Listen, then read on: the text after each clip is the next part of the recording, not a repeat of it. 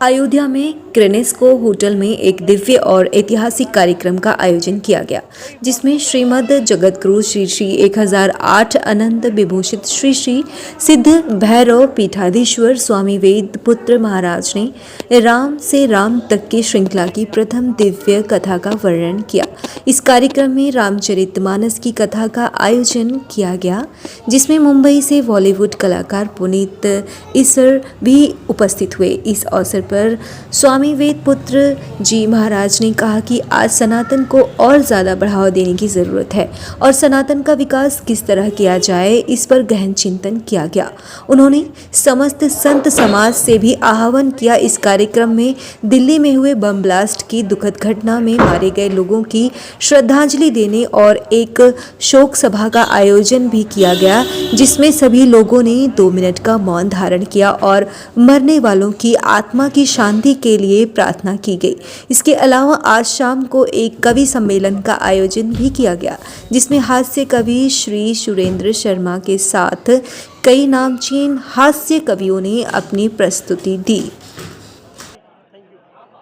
हमने राम से राम तक की यात्रा शुरू की है कथा के माध्यम से, जिसका उद्देश्य है कि एक राम हमारे हृदय में है, जिसको विभिन्न नामों से हम जानते हैं। एक राम हमारे हृदय में है, जिसको विभिन्न नामों से जानते हैं। सभी धर्मों में वही ईश्वर है, एक ही ईश्वर है, क्योंकि जो प्राकृतिक चीज़ें हैं किसी का बंटवारा नहीं है।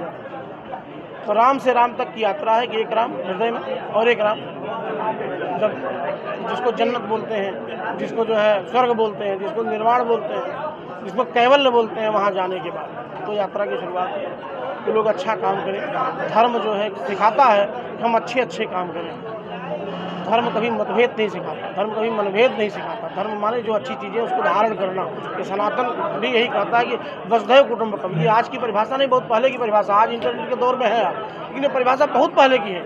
हम लोग सनातन को बताना चाहते हैं, सनातन के मूल्यों को जन जन तक पहुंचाना चाहते हैं कि इस उद्देश्य से राम तक की कथा की शुरुआत हुई है। हमारा कहना है कि एक हाथ में आपके तिरंगा हो, दूसरे हाथ में आपके धर्म की पुस्तक हो, तो कभी व्यक्ति गलत नहीं करेगा, गलत बात नहीं चाहिए। अच्छी आयोजन था। अब भविष्य में जो ईश्वर को मंजूर होगा फिर शुरू होगा। और कहाँ आयोजन?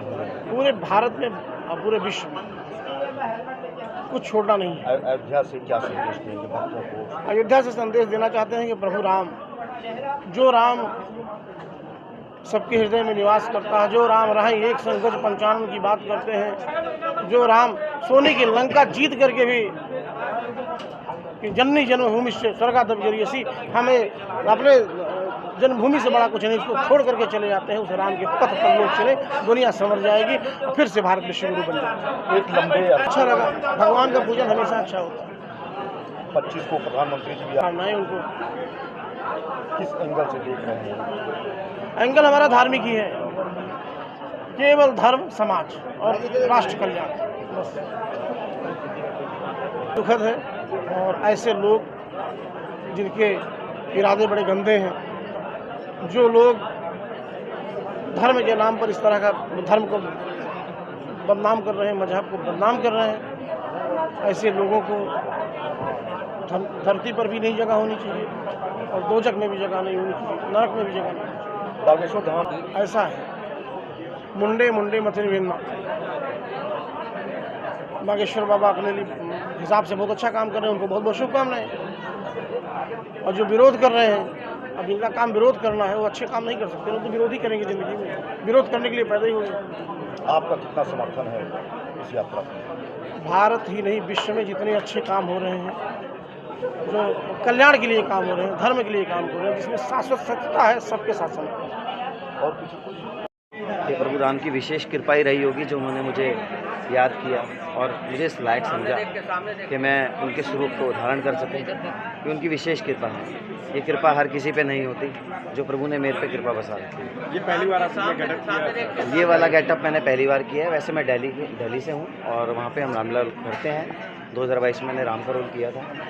मैंने कई रोल किए हुए हैं। रामलला के मंदिर के दर्शन किए? मैंने रामलीला के दर्शन किए, रामलीला के दर्शन किए।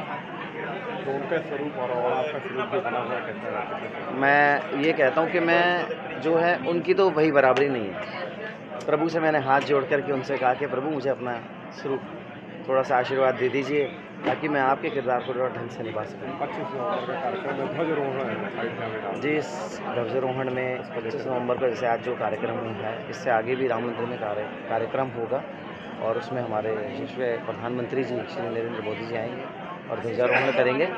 और हमारे लिए बहुत सौभाग्य की बात है कि हम उस दिन ध्वजारोहण करेंगे हमारे प्रधानमंत्री जी, और विशेष कृपा रहेगी प्रभु राम की, जिससे मैं दोबारा मुझे उनका स्वरूप धारण करने का सौभाग्य प्राप्त होगा। बहुत बहुत धन्यवाद। क्या नाम है आपका? मेरा नाम मुकुल गुप्ता, कहाँ से हैं? दिल्ली।